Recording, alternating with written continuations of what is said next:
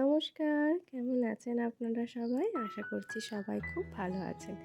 আজ বৃহস্পতিবার, আজকের ব্লগটা শুরু করলাম একদম সকাল থেকে। আমাদের যেহেতু অনেক সকালেই রান্না হয়ে যায়, তো দেখুন এদিকে সকাল সকাল রান্না হয়ে গেছে। রান্না হয়েছে বেগুন ভাজা, এটা হচ্ছে ঢ্যাঁড়স আলুর তরকারি, আর হয়েছে মুসুরির ডাল কাঁচা টমেটো দিয়ে। আর বাকি যা কিছু করা সেগুলো হবে বেলাতে। আপাতত এগুলো খেয়েই উনি চলে যাবেন অফিসে। এখনও এখানে হবে এই যে লাউ শাক আছে, আর তো সকালবেলা মানেই চা তো এখনও হচ্ছে, আর এদিকে মাটির উনুনে ভাত বসানো হয়ে গেছে। এই উচ্ছে গাছটা দেখুন এত জালি এসেছিল, কিন্তু জানি না কেন একটা উচ্ছে হয়নি।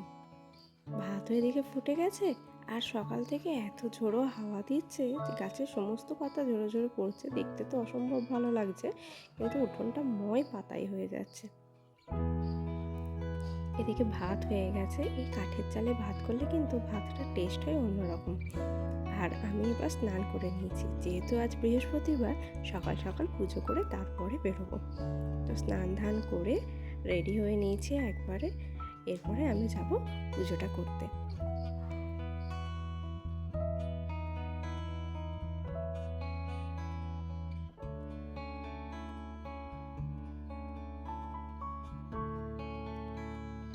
তো চলো এবার আমি চলে যাব ফুলগুলো তুলে আনতে।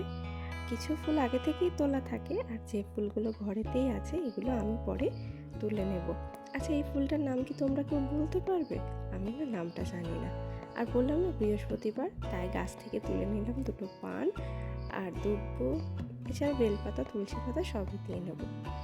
চলো তোমাদের একটা জিনিস দেখাই। দেখো ধুদ্র ফুলটা তিনটে স্টেপে আছে। ধুদ্র ফুলটা মানে তিনটে থাক আছে। দেখতে কিন্তু ভীষণ ভালো লাগে, দেখেছো কত সুন্দর। তো পুজো করতে বসবো এবার। আগে প্রদীপ আর ধূপ জ্বালিয়ে নিলাম। প্রত্যেক বৃহস্পতিবারই ঘরটা পাল্টানো হয়, সেই জন্য ঘটে দিয়ে দিলাম গঙ্গার জল।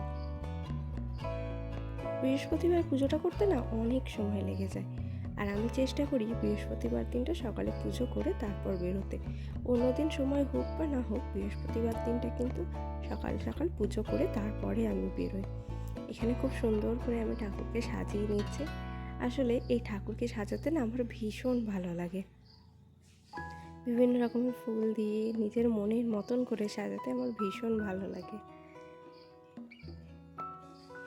দেখো তো কেমন লাগছে। আর তোমাদেরও কি এরকম হয়? বৃহস্পতিবারের পুজোটা তোমাদের কেমনভাবে হয় আমাকে জানিও। তো আজকের ভিডিওটা এভাবেই শেষ করছি। দেখা হবে আবার একটা নতুন ব্লগে। ততক্ষণ পর্যন্ত সবাই ভালো থাকবেন, সুস্থ থাকবেন, আর আমার পাশে থাকবেন। তো টাটা, দেখা হবে আবার একটা নতুন ব্লগে।